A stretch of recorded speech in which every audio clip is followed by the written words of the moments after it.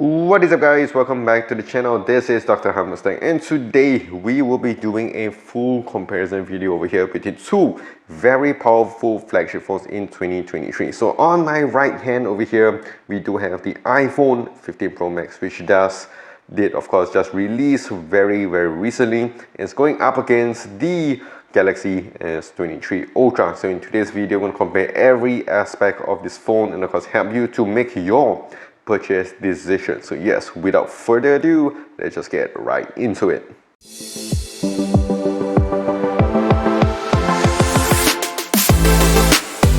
Alright, so first things first over here, we are going to talk about the prices on both of these two phones. So yes, let's get right into it. So for the iPhone 15 Pro Max, it does start off at 64.99 ringgit Malaysia for the base model, which does come with 256 gigs of storage. And in case if you guys want to increase your storage, for every upgrade you need to top up about 1,000 ringgit, which is about 200 USD, and it can go up all the way maximum at 8,499 ringgit Malaysia. Alright, so now let's talk about the Galaxy S23 Ultra. So for the base model with 256 gigs of storage, it does go for 56.99 ringgit Malaysia, and if you go for the higher ones over here, the 500 Ultra, which I do have, it does go for 61.99 ringgit Malaysia. Alright, so now let's talk about the build and design on both of these two phones. So both of them are made up of really sturdy materials. Of course, we're going to talk about the iPhone 15 Pro Max here first, because it does come with your titanium frame all around here, the grade 5 titanium on the sides here, which does look really nice and makes it much lighter to hold, coming in at 221 grams. It does come with your glass front, which they call it the ceramic shield. It is Corning Gorilla made, and of course you also have it on the back here as well. So in terms of the build material, it's very nicely. And of course if you go on to the S23 Ultra, we do have your aluminium frame on the sides over here, which does give it a lighter feel and also does give you good protection on it.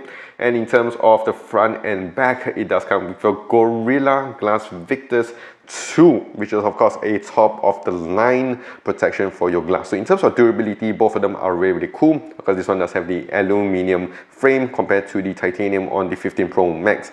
In terms of the design, this one is following very similar to last year's S22 Ultra with the penta-camera setup, and also this one here, since the iPhone 12 or something like that, it's been following the same formula here as well. This one does come with a 6.8-inch display, this one 6.7. As you can see, both of them are huge phones over here. On this, I do have the grey color edition, which does look very nicely. And here we have the natural titanium. And to be honest, in terms of the color and design, yes, it may look a little bit blunt, but I gotta say, both of them look really nice and slick. If you guys want to use it without your phone case, which of course I wouldn't recommend you guys to do that, it does look really cool. And of course, in terms of the handle, here we do have some squared edges on the sides here, which does give it a very nice grip to it. It does have some nice curve on the sides as well to give you a little bit more premium design when it comes to it. And as you can see, it does come with a very boxy design. You do get some bezels on the bottom and also on the top, and a small punch cutout on the top. And why I mentioned about that is because with the iPhone 15 Pro Max, it does come with a huge dynamic island over here. There are of course a few functions that come with this, but yeah, it's a bit of a hit and miss sometimes. You do get some even bezels all around here, which does look really cool. And of course you have your squared edges on the sides here, which does give it a very nice grip to it. It does have your curve on the ends over here, which makes it rest comfortable in your hand, which I actually do appreciate compared to the squared edges. But of course this one has to do it to insert that nice S Pen with the S23 Ultra. Talking about durability and all that, both of these two phones do come with an IP68 rating, so it is water and dust resistant up to 6 meters for 30 minutes. Okay, so now let's talk about the displays on both these two phones. So here with the S23 Ultra, it does come with a nice 6.8-inch AMOLED panel over here, 2x dynamic AMOLED, well, that's what they're calling it. 120Hz, of course the HDR10+ support, 1200 nits, but it can go up to a peak of 1750 nits.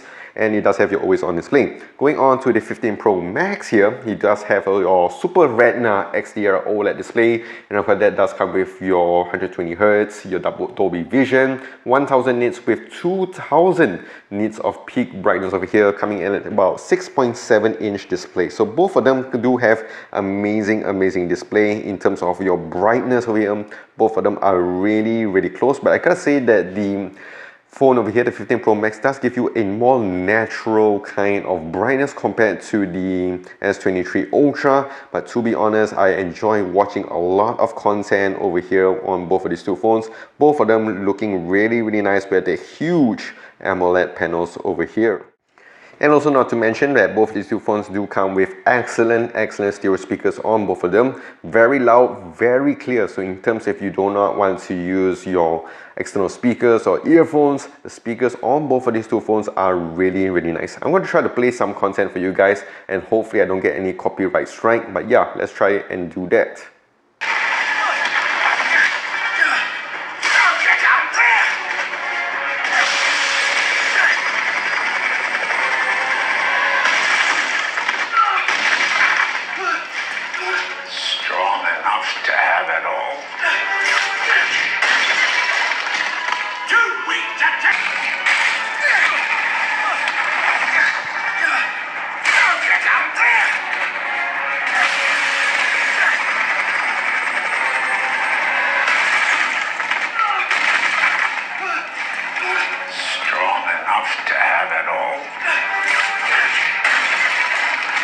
Okay, and of course a bonus round that I like to do for you guys, I'm going to test out the face unlock on this. So as you can tell, it's very accurate and fast with the 15 Pro Max, but you gotta swipe it up to enter into your home screen, but it works really smoothly.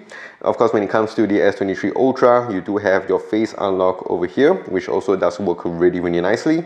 And if we go on to the fingerprint unlock, as you can see there, the ultrasonic scanner is very fast and also very accurate with the S23 Ultra. Okay, so now we're going to go on to the most important part when it comes to this, and that is of course the internal specs. So over here, like I mentioned before in my previous videos, this one does come with the Snapdragon 8 Gen 2, 12 gigs of RAM, and over here we do have the A17 Pro with up to 8 gigs of RAM on the 15 Pro Max. And of course, in terms of just everyday usage, to be honest, phones are getting so nice and so good nowadays, and the most important thing we're going to talk about is of course the software experience, and of course when it comes to battery performance on both of these two phones. So software experience, again, this is where it gets very vague and a bit more subjective. If you guys have been using a lot of your Apple products, definitely the iOS system and the ecosystem over here works really nicely, because it just works very seamlessly. You can just interchange and just transfer data and all that very nicely, and you'll be used to that whole system. For me, to be honest, I always prefer Android, and this is the best iteration of your Android software. The software over here, which is what they call the One UI version. So what I like about this is that there's a lot of customization. Yes, we have stuff like your widgets, we do have stuff like your home screen here, which you can kind of toggle around, but here you can place it anywhere you like it. And of course you have your S Pen feature, but even without the S Pen feature, there's just so many things like this swipe side panel over here, the quick settings menu here, which does look more uniform because they just categorize everything into one corner. If you see on this, everything's all just very messy and clunky, which I don't really like. And the fact that you have to like swipe one side to access your quick settings and also your notification panel is really annoying. So as you can see from here, if like I just swipe down and go to my notification, it's all like one. If I get a lot of notification, it will be just all jumbled up. I'm not sure why Apple hasn't done anything about it here to make it similar to like this, where it's all just grouped together in one. But yeah, so that is it. So like I mentioned before, Samsung before already has their ecosystem, which is quite established. Of course, you can't beat the ecosystem from the Apple, but that's all up to you guys and what your personal preference is. One thing I'll talk about here is the battery performance. So both of them have excellent battery performance. Of course, here with the S23 Ultra, it does give me a full day usage, similar over here. But the iPhone does give me a little bit more juice at the end of the day compared to the S23 Ultra. It could be because that this one is a little bit more underpowered, which I always feel when it comes to iPhones compared to this, which is running in a little bit more stuff and a bit more stings, and it does come with a bigger screen as well. And yeah, one more thing to note is that this one does have your S Pen, so maybe it could be draining a little bit more over there. But battery performance wise, it's really good. But I do prefer the faster charging you get with this phone compared to the 15 Pro Max. Okay, and of course, last but not least, let us talk about the cameras over here. So starting with the iPhone 15 Pro Max, we do have the dynamic island over here, which does house your selfie camera. So in terms of the selfie camera over here, we do have a nice 12 megapixel sensor, f1.9, and it does have your dual autofocus and OIS. And also it does have your 3D lens over here for your extra depth sensor over here, and it does record up to 4K at 60 FPS. And of course, if we switch it on to the back over here, we do have a nice triple camera setup, starting with the massive 48 megapixel f1.8 sensor, and it does have your dual autofocus and OIS. Going on to the second lens here, 12 megapixel, and it does have your dual autofocus and also your 5 times of optical zoom, and it does come with your OIS. And lastly, we have another 12 megapixel sensor, f2.2, and that does give you your 120 degrees ultra wide lens, and this phone can record up to 4K at 60 FPS. Now let's switch it up and go on to the Galaxy S23 Ultra. So in terms of the selfie over here, we have a small punch-out cutout, but it does pack in a massive, nice 12 megapixel sensor over here, f2.2, and does have a dual autofocus, and it can also record up to 4K at 60 FPS. Going on to the back over here, we do have the massive 200 megapixel sensor f1.7, your main lens over here with dual autofocus, laser autofocus, and OIS. We do have the telephoto lenses, the 10 megapixel f4.9, and it does give you 10 times optical zoom. The second one here, another 10 megapixel sensor, f2.4, with 3 times of optical zoom. And lastly, a 12 megapixel ultra wide lens over here, and this phone can record up to 8K at 30 FPS. Of course, if you want to talk about the camera features over here, there isn't much to it when it comes to the 15 Pro Max. We have your portrait, panorama, photo, video, cinematic, which is the equivalent of the portrait video on the Galaxy devices, your slow-mo and time-lapse. Really not a lot, but of course here we have the Pro Video feature. We have other stuff like your night mode, a special night mode feature here, which you can kind of toggle in your photo settings right here. But other than that, we have the single take, expert raw, director's view as well, and just a little bit more stuff to play around with your Galaxy device. Alright, so with that being said, now let's check out some shots from both of these two phones and see which one would come out on top.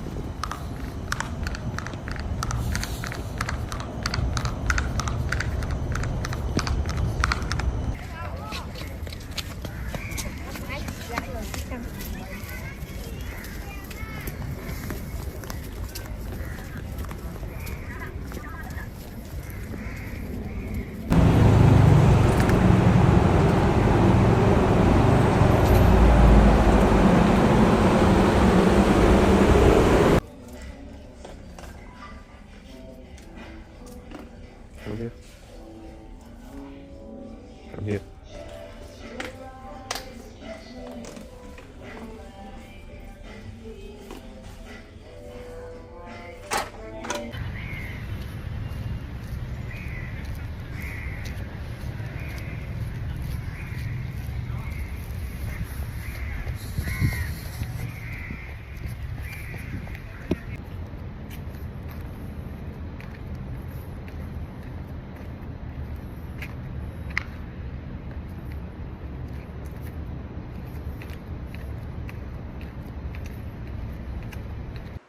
Alright, so that is it with the Galaxy S23 Ultra and the 15 Pro Max. It is getting closer and closer together. It's really hard to pick one, but definitely if I had to choose one, again, this is your personal preference. For me personally, I would go with the S23 Ultra because the battery now is quite equivalent to the 15 Pro Max, and the cameras, I feel, to be honest, are very close to each other, but I do like the versatility that does come with the S23 Ultra, and it does overall give me a bit more freedom to do my stuff. But of course, if you guys have been using all your iPhones for the past few years, this phone here is really amazing. If you guys have been using an Android phone and you want to switch it up to iOS, this is the phone to get because it does come with your USB-C for charging, which does make the transition very, very smooth to get this because you don't have to buy an extra cable, you don't have to find or just get anything extra. You just use your USB-C cable and it does work really nice. Of course, these are just my thoughts and my opinions. Let me know in the comment section down below what you guys think about this video